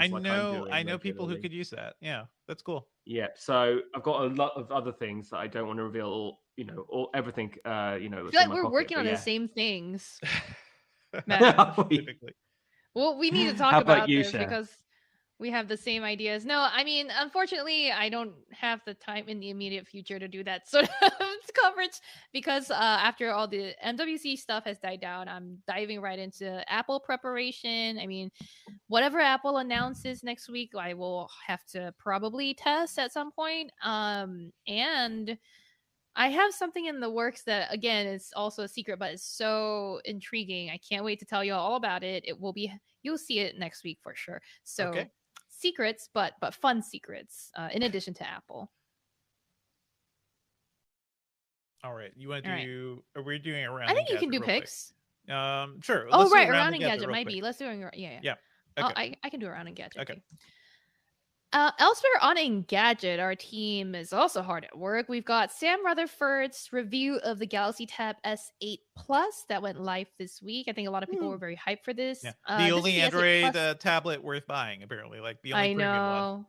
I know. Unfortunately, we don't have the Tab S8 Ultra, which is the new 14-inch Android tablet model. But this one is it's still nice. It's the big boy, and it's a premium Android tablet. Go read it if you're interested in it. Cool. Yeah. Also, Andrew Tarantola on our team has an article about what economic sanctions mean for Russia's space program, which I think is a timely piece and a closer look at all of these sanctions that are happening and how it affects a specific part of the tech space, I guess. Gotcha, cool. Well, let's move on to our pop culture picks, which is the thing I most enjoy. I'm gonna put it to you first, Matt, actually, because you're the guest this week. So what are your pop culture picks for the week? So I've just already read what you guys are about to tease, and I'm very excited for you to reveal more on those. But at the moment, I've just kind of wrapped up half of the series of Laugh Out Loud Canada. Now I know there's a US spin-off of Laugh Out Loud, and it's all based on Documental, which is a Japanese show. The notion is a bunch of comedians and funny people are trapped in a room, and they have to make each other laugh. Yep. That is the crux of the matter. If you laugh, you get a yellow card. If you laugh again, you're out. Isn't that just called a podcast? That is every podcast right now, apparently. Not this podcast, you humorless. Not this one, yeah. But every comedian podcast is like people just trying to one up each other on their shows. But yeah. But there's something, because it's Canada and it's Canadian comedians. They're all very sweet and kind of fuzzy. There's some like proper, big Canadian hitters. There's Tom Green, there's Mae Martin, who's kind of a very popular Canadian comic who's based in London, and a bunch of others, like half of them I haven't heard of, I'll be honest. But it's a very cool show that I'm enjoying at the moment. And Tom Green is still around? Tom Green is on a TV show? Yeah. What? And I keep forgetting he's Canadian, but yeah, he is. Yeah, he's relatively sensible as well. It's on Amazon Prime, and you guys can watch it in the US as well. But Prime Video is doing this weird thing where they're still eking out an episode a week, and I'm just, I don't know, I'm kind of over that these days. Like, for that kind of fun comedy stuff, I want to watch the whole season and binge it and just kind of get the whole hit all at once. Alongside watching that and waiting for new episodes, I've also started Horizon Forbidden West. I know Jess and Devindra talked about this on the podcast last week, so check out that episode if you're interested. But it's wonderful. Playing it on a PlayStation 5, 60 FPS. The facial expressions and the kind of animation of these people, they feel pretty darn human. It's very, it's very impressive. It's very. Are you doing Elden Ring? Nuance. Are you doing Elden Ring yet? I'm not. I don't really do the Dark Soulsies that much. I think this could be the one to get me on board. I think it is. Yeah. But it seems like a winter game. It seems like the kind of game you want. When it's still really cold and you've got nowhere else, or to be honest, a pandemic lockdown game. But we're kind of coming out of that. It would probably be a good very game. Challenging.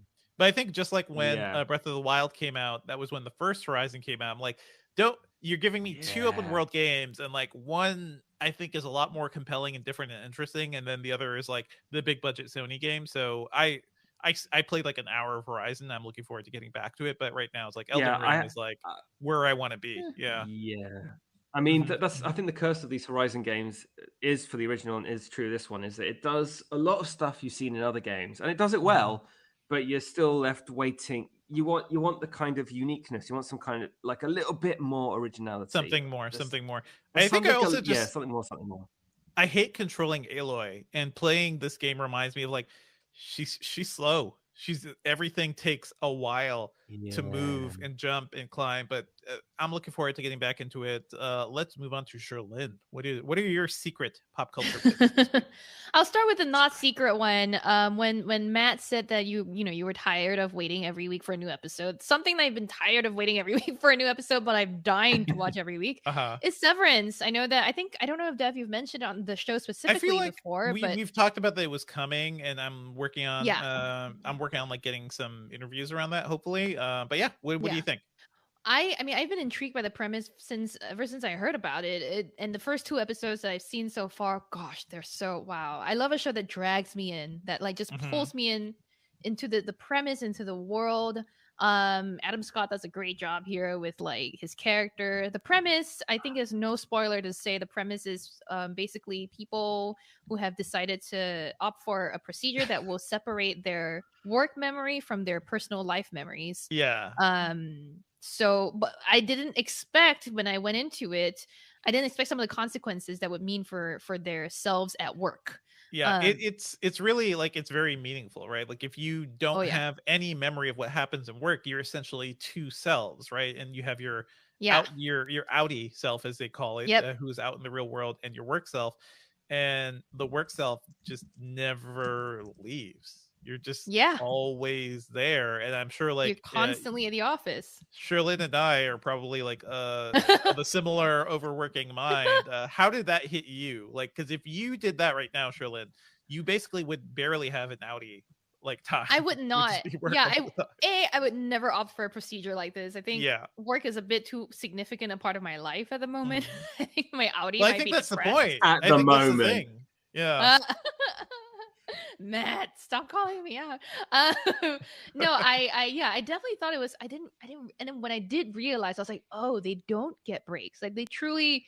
The work innies, they don't get breaks, and that's they get really like hit me. 15 minute. They get the poor sad. If you've ever worked like a retail job, like you get 15 minutes to sit down and like contemplate your existence, basically in between your shift, and then come back. That's all they get. Yeah, it's insane. And then the work that they do is very like nebulous. You don't really know what's going on here. There's a bit of a mystery to it. So I really really enjoy the premise, the world building, and so far the storytelling is great. Yeah. Very much so. Matt, have you seen this? Sorry. No, I haven't at all. I haven't even got near it. No. It's very Terry Gilliam, and it's also very like Spike Jonze. Like it's it's I'm trying to think of Spike Jonze movies, and my brain is trying. It's very like fantastical in a way, but it's also like the Terry Gilliam world building. Remember that? Do you remember that Jonah Hill, Emma Stone psychologically? Maniac. I was just about to start watching it. Yes, exactly. Maniac. It's on Netflix. Which that was enjoyable. That was fun, and it's like that show doesn't exist. I feel like this is on another level. It's also entirely directed by Ben Stiller, which is kind of. I was gonna say. He's moving into directing. That. He did a TV series like last year or 2 years ago called Escape from Dannemora that people really like. That was like a prison escape thing. So this show's created by Dan Erickson. I'm working on getting an interview with him. I think it's really cool. Anything else you want to add about this, Sherlyn? No, not this show, but because this one wasn't like a surprise to you anymore, I did want to pick one more show on Netflix that I've been so sucked into that just finished. I'm sure you've heard about this one, Devindra. It's called The Silent Sea. It's a Korean science fiction drama on Netflix. I think it premiered January this year. It stars Pei-Duna and Gong-yoo, and freaking hell are they both hot as shit. Okay. Gong-yoo is amazing. Gong-yoo is like the main character in Train to Busan. So I think many of you will find him familiar. He was also in Squid Game. He was the guy who slaps people in Squid Game. The beautiful slappy man who instantly became a meme. Yeah, exactly. And he is also here in The Silent Sea, along with Pei-Duna, whom I've loved. She was just, I mean, she's worked with the Wachowski siblings. Yeah. She's in Sense8. Yeah. She's everywhere. She was in Kingdom, which I really love. So anyway, this is really cool. Moments of this show seem to move too slowly for my liking, but then a lot of it is just such great action. The story, the premise is great. The world is amazing. It's all in Korean, but have you seen We Are All Dead, by the way, or All of Us Are Dead? Not yet. All That's been recommended to me a few times. Everyone's been talking about that one too. Yeah. I just stay away from the hype. Yeah, the hype. I don't know. You did Squid Game when we were all hyping it up. I did. I am looking forward to seeing that other one. All of Us Are Dead. That's a zombie show, also Korean. Lots of cool stuff. I just want to quickly say I have seen The Batman, and I think The Batman is. Hey, are you the Batman? I am the Batman. I am justice. It is really good. It is really, really good. I'm trying to get like a special effects or something interview for it at Engadget. But yeah, this movie, it's directed by Matt Reeves. Hey, nice. Matt Reeves, who most recently did the Planet of the Apes movies, which I think are goddamn masterpieces. Like the last two, Dawn of the Planet of the Apes and War for the Planet of the Apes, fantastic films. He did Let Me In, Cloverfield. This guy never misses. So this is like a dark, gritty, operatic Batman.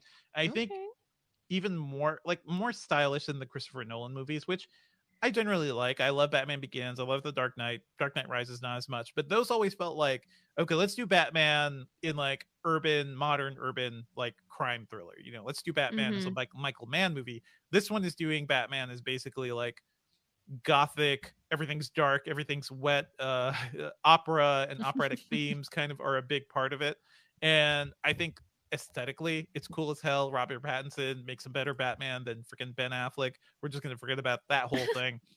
And Zoe Kravitz is great. So it is 3 hours long. I feel like it may be a bit too long for most people, but for me, who was just like, I was just vibing. Like this movie is an entire vibe. And there's a point where you get a bit of you get a glimpse of the like Batmobile chase in the trailer, but by the point that hits, like it becomes like a full on like Mad Max movie after a certain point too. So it has so many things I love. Love everybody in it. I think it's great. Maybe it could have been tightened up a bit, but it is worth a watch for sure. And Paul Dano's Riddler is absolutely like psychotic. Like he is just a scary serial killer basically, and scarier than like what the Joker was trying to be. So it is worth a watch. See it in IMAX if you can, and I hope we can cover it somehow here at Engadget. See. Cool. Do you want to do the wrap up or should I? You should, since I started. Okay. And that's it for our show today, folks. Thank you for joining us. Our theme music is by game composer Dale North. Our outro music is by our very own managing editor, Terrence O'Brien. The podcast is produced by Ben Ellman. You can find Matt Smith online at... Where can we find you, Matt? That Matt Smith. That's Matt with 1 T on Twitter, and on Instagram. It's too hard a thing, but I'm on there as well. He's there. Yeah, you'll find a Matt Smith, right? It's not too hard to find Matt Smith on Instagram. Yeah, it's a very exotic name. Sherlyn, where can we find you? Tell me your favorite snacks to watch Apple's event with on Twitter. I'm at Sherlyn Lowe. Cool. And you can find me at Devindra and at the Filmcast podcast at thefilmcast.com.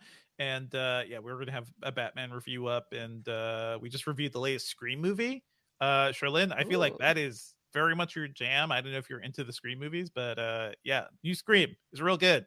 And that's it for us, folks. You can email us at podcast@engadget.com. Leave us a review on iTunes and subscribe on anything that gets podcasts.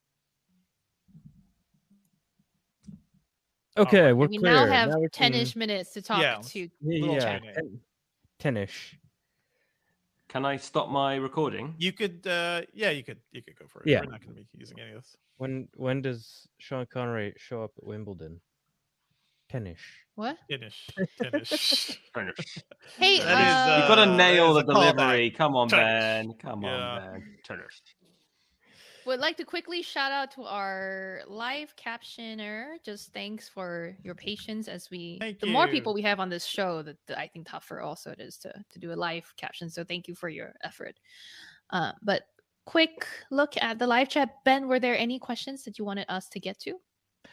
Yeah, I wasn't flagging your attention. I was doing ASL applause. Yeah. But yeah, there were a couple of things. One was Jonathan Anderson. This was a while ago when we were talking about TCL. Jonathan Anderson said that TCL is just putting their R&D on display for everyone.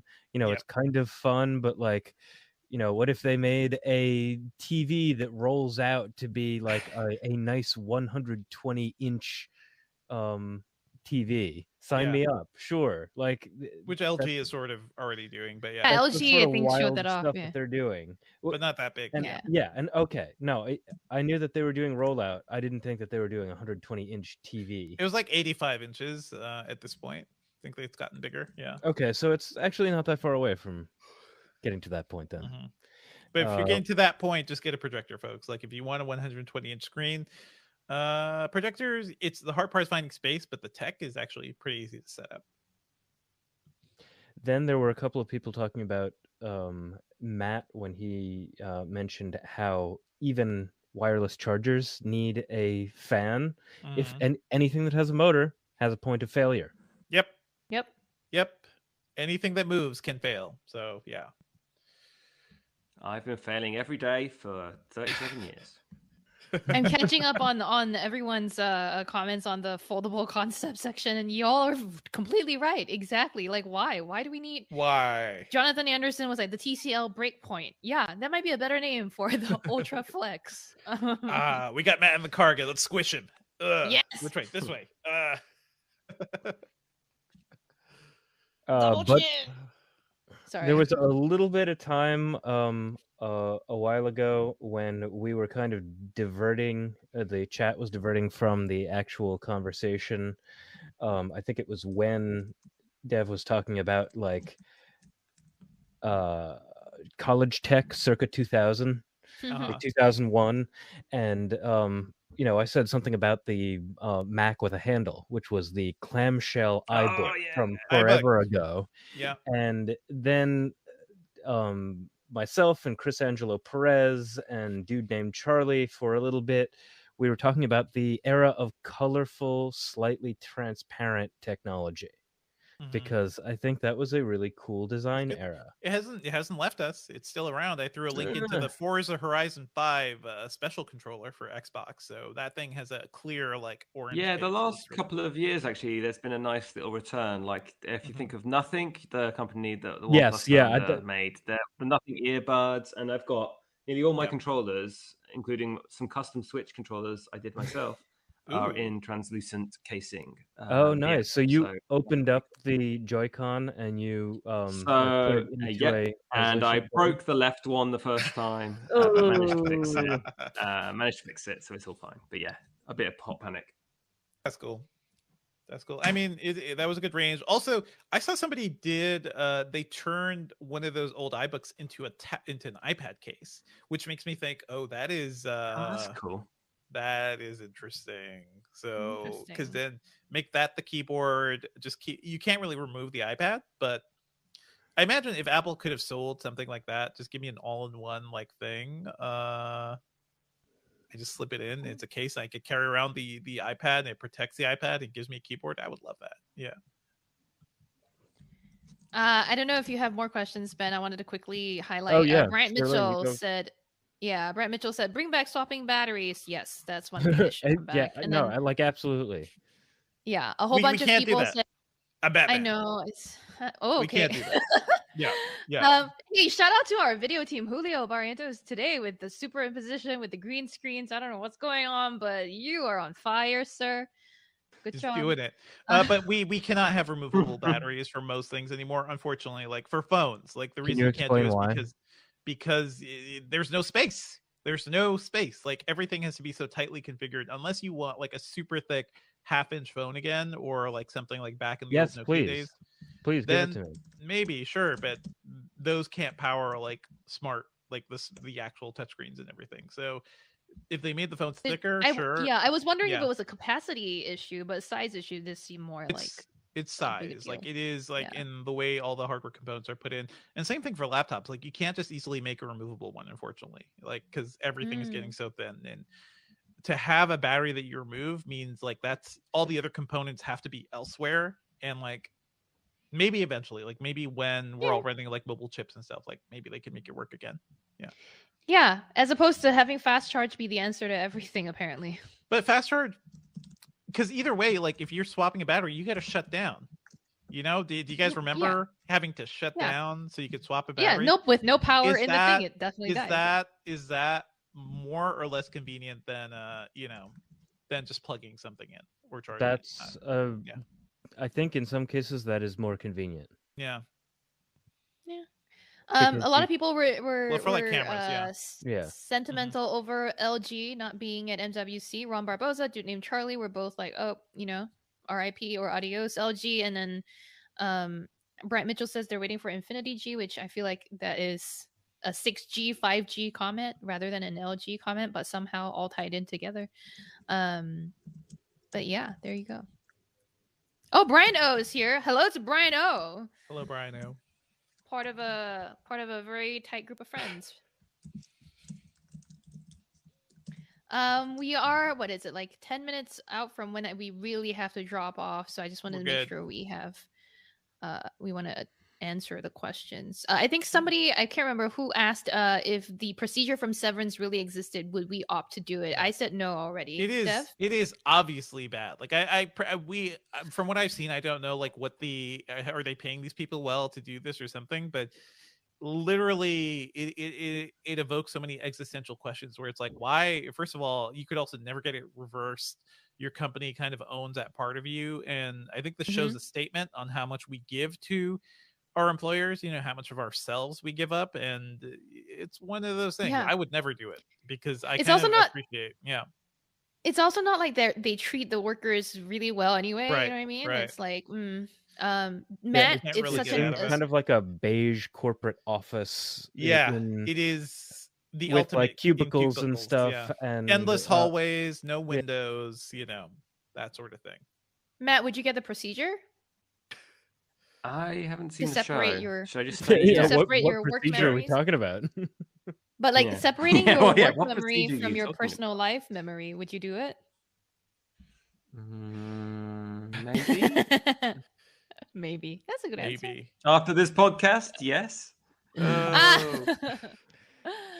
Oh.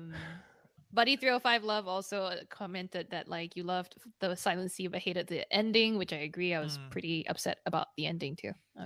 I think that spoil any of the concept behind Severance is going to be one of those things that if you watch it, it sits with you the same way as I watched that not very good Justin Timberlake movie where everyone paid for things in actual minutes of their life. Oh yeah, and that that actually sat with me for so long because Yeah. I'm like, let me pay like $15 Yeah. for that. How much of like my actual working Yeah. time is this? Like, what the Because hell? that was from the Gattaca director too, so it's like I want him to do better, but yeah, wish that was a good movie. It was not a very good movie. not a good It was movie. not high cinema. It was fun to watch though. Yeah. I found it to be fun. I think that has Amanda Seyfried in, right? Who is now Theranos.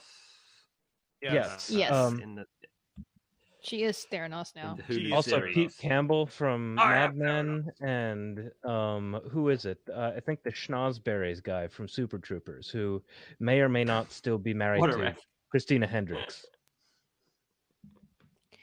Ben just Dude named Charlie was the one. Sorry, a film person, Vindra.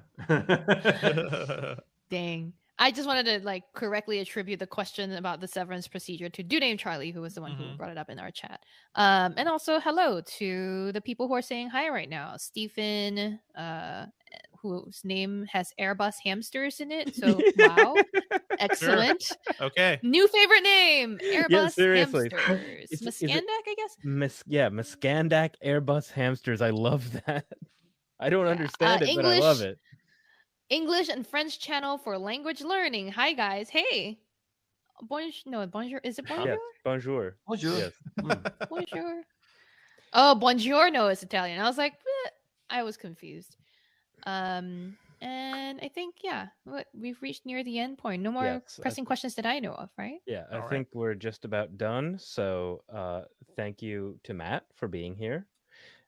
Thanks to Julio Barrientos and Luke Brooks, our video team, for all of the fun graphics and the poll about whether or not one of our chat members caught an L just because he happened to have his Bluetooth stuff go all the way over to a car or something. You know what? I interrupted the whole podcast. Because of that, I have basically stopped pairing Bluetooth with my car. I just plug in for CarPlay now because that stuff is annoying. Yeah. Yeah. And thank you to the chat because you are the ones who make this live stream fun. You point out stuff that we forgot. You give us context that we don't remember. And if you've stuck around this long, you know that we live in a world of algorithms more than the average person. Rate us 5 stars on iTunes. Give us a good review in Google Podcasts or whatever the equivalent is. Tell a friend. Tweet about it. Anything that helps other people find out also helps us stay on the air. And we'll see you next week. Thanks, everyone. Bye.